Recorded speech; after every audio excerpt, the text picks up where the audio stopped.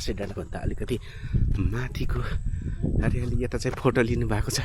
लिनु फोटो लिनु।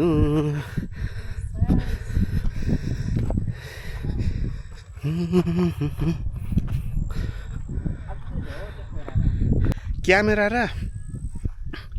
होइन यो ब्याट्री, क्यामेराको ब्याट्री र यो मेमोरीको कम्बिनेसनमा चाहिँ कम्पेरिजन भनिन्छ कि के भनिन्छ त्यसलाई चाहिँ, दुईवटा पार्ट्सको चाहिँ तुलना गर्दाखेरि चाहिँ आधा घन्टा मात्र टाइम देखाउनु भएको थियो। अब यो टाइम चाहिँ मैले एकदम सिरियसली तरिकाले फलो गर्नै नै पर्छ, किनभने यो देखाएको टाइमिङ चाहिँ होइन कुनै व्यक्तिहरूले देखाएको सेड्युल टाइम जस्तो होइन।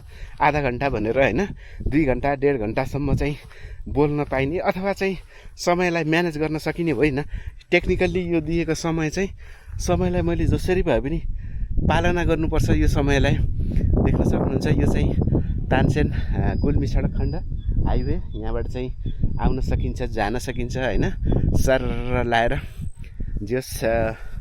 अब म चाहिँ मास्तिर आज म गएन, किनभने माथि जानको लागि चाहिँ आज मलाई खासै जाँगर भन्नाले पनि जाँगर त मसँग जाँगरको कुनै कमी छैन। अब यति धेरै जाँगर छ कि म भनेर सक्दिनँ, किनभने हिन्दुस्तानी बुढाको सन्तान हामी होइन। अब जाँगरले भरिपूर्ण छौँ हामी, कुनै पनि काम होइन उसमा चाहिँ पछि परिँदैन हामी।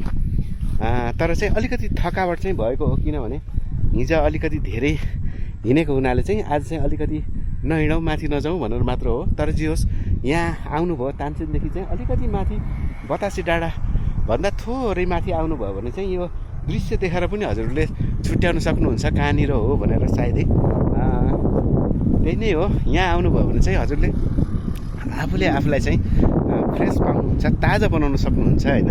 बजारमा बस्दा आफ्नो व्यापार बिजनेस होइन, आफ्नो जब हरेक हुन्छ नि त मान्छेलाई एउटा चाहिँ कसरी चाहिँ एकछिनको लागि भए पनि शान्त वातावरणमा बसौँ भन्ने हुन्छ। त्यस्तो किसिमको सोचाइ छ र होइन, त्यस्तो किसिमको चाहिँ विचार छ।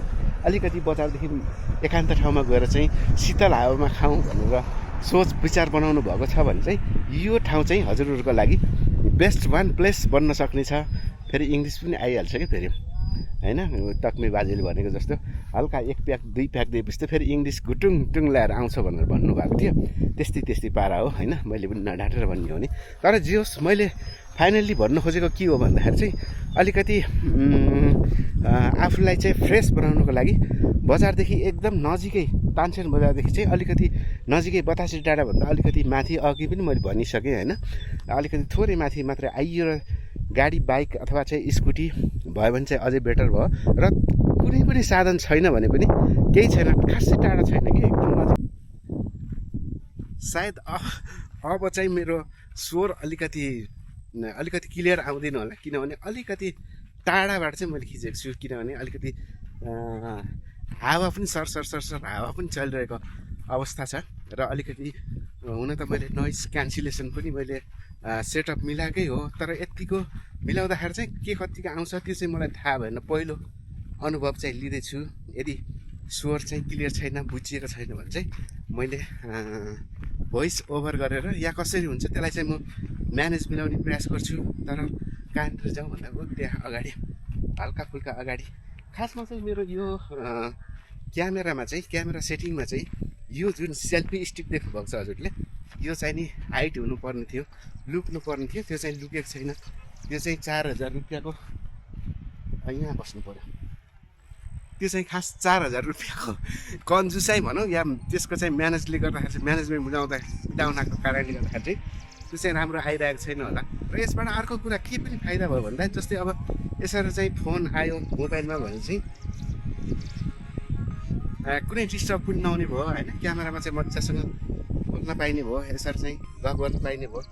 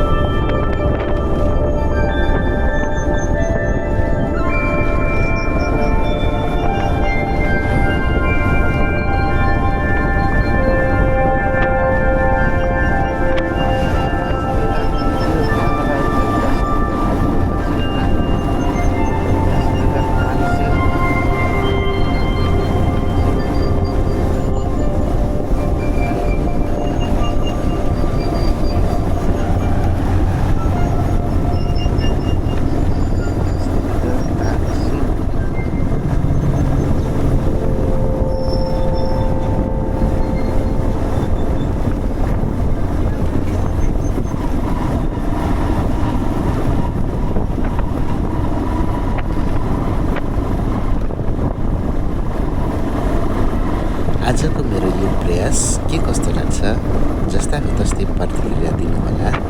मैले यो भिडियो हुन त पहिले पनि बनाइसकेको स्थानको बनाइसकेको हो।